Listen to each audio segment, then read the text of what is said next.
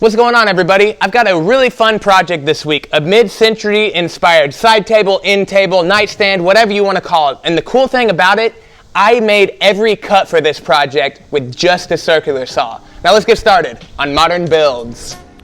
This project is brought to you by Ryobi Nation. Go to ryobitools.com/nation for tons of awesome DIY plans and projects, all for free.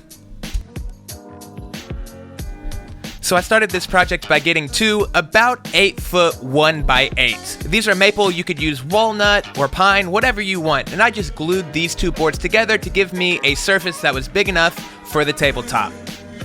Then I got my circular saw and I set it to 45 degrees. I'm going to be using miters to make my box. If that's a little complicated, feel free to use butt joints. Whatever you want works. So the big thing whenever you're making a box with mitered corners is you want the grain to sort of wrap around the box. So you want to make sure you cut your pieces in order. So I cut my first side piece. Here I'm cutting my tabletop. Then I'll cut my second side and finally the bottom of the box. Now gluing this up can be as complicated as you want it. I'm going to do it the simple way with tape. No, I'm all out of masking tape, so I'm going to try duct tape. Fingers crossed. So basically, I just lined my boards up against a straight edge. That way I know that my reference is square. Then once I have all of my seams taped up, I can put some glue in each of the joints and basically fold it up into a box. Using duct tape actually worked really good because it's got a really strong hold, so everything stayed pretty square. Although my miters weren't perfect, I guess they weren't exactly 45 degrees on my circular saw, so I'm reinforcing everything with some dowels. I got the drill bit from my pocket hole jig and I just drilled some 3/8 inch holes that I put some dowels in, then cut flush. So I started by just drawing out the shape for the legs, and if you go down to the description there will be a link to the written article for this project. It'll have all the dimensions you need, so refer to that if you're going to build this project. After I cut out all of my legs, I moved on and I cut my stretchers, which are about 2 inches thick. Maple has a bad tendency to burn a little bit when you cut it, so I used my belt sander to clean up all of the edges. Once I did that, I laid my boards out on the top of the tabletop because I needed to find what angle I wanted the legs at, and I just gauged it by eye. Once I marked one of the legs, I used this marking gauge so that I could duplicate that on all the rest of my stretchers. So I cut out the pieces on my circular saw, but I didn't cut exactly to the line. I left a little bit on there. That way I could move over to my belt sander and sand it to the line. That way I knew everything was nice, flat, and square. Then I moved over to my pocket hole jig and I drilled some pocket holes. This is how I'm going to attach the stretchers to the legs. Now I know my pocket hole jig is kind of fancy, but you can pick up a simple kit for about 20 bucks that could easily get this job done. If you plan on building a lot of projects like this, I'd recommend one. It makes for a quick assembly. I'll have links down in the description if you want to pick one up from Amazon. And as you can see, I clamped my leg assembly to my workbench. That way nothing could shift on me while I was screwing it all together. It also kept things really flat.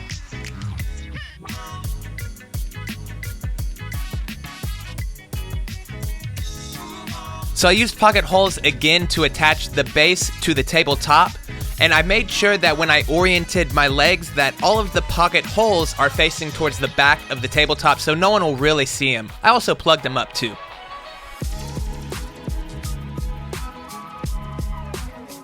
So my goal here was to make the simplest drawer box that I could possibly make, and I think I pretty much accomplished that. I essentially just made a 4-sided square, then I cut a plywood bottom to match that size, and I just screwed it to the bottom of the drawer. Like I said, I never built a drawer like that before, but that was easy. Another thing I'd been wanting to experiment with for a while now was making drawer slides out of wood, and I had these plywood strips that were about the perfect size. I didn't need to cut them at all, they were just in my scrap bin. Basically, all I did was attach one of these strips onto the drawer itself, then I attached 2 strips to the cabinet. I made them pretty tight together to where there wasn't a ton of wiggle room, but just enough that the drawer will be able to slide in and out. I applied a little bit of paste wax and that really helped everything slide better. And once I knew my drawer was tracking well, I could move to making the drawer face. I just made the outline of the inside of the cabinet, and then I just cut that out with my circular saw. After I sanded it and made sure everything fit really well, I wedged it into the cabinet with some scrap pieces of paper folded together. Then I could just put some hot glue on my drawer face and attach it to the drawer. And in the spirit of experimenting and trying out new things, I wanted to make a leather drawer pull. I had seen these on Pinterest and stuff like that all over the place. Basically, all I did was cut a strip of scrap leather that I used on my slingback chairs and made a loop. I contact cemented it all together, then trimmed it to length.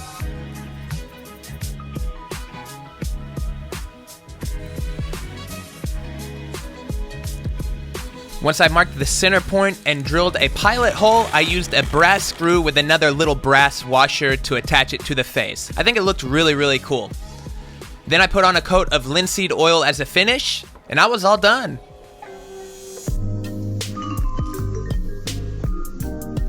So yeah, I did another mitered box cabinet, and the miters weren't perfect again, but I filled it in with sawdust and wood glue, and it looks pretty good. I think the dowels are a really cool complement. It gives a really nice little contrast, and well, I'm proud of the piece. I think the leather handle is really cool. I think it all came together really nice. So there you go. I hope you guys really enjoyed this project, and I want to give a big thanks to this week's sponsor, Ryobi Nation. As many of you know, I've been using Ryobi tools for a long time now, and I've built a lot of really cool projects with them. But what many of you might not know is that not only are the plans for this in-table project on Ryobi Nation, but literally hundreds more awesome furniture projects, outdoor projects, tons of DIY. I'm going to leave links to Ryobi Nation. Go check it out, create an account, and get involved. And on another cool note, Ryobi has been nice enough to offer you guys a chance to win a $300 Ryobi tool package. All you have to do to be entered is go to my Instagram, find this post, make sure and give it a like, and make sure that you're following both me and Ryobi Power Tools on Instagram. I'll select the winner randomly and message you for your shipping info, so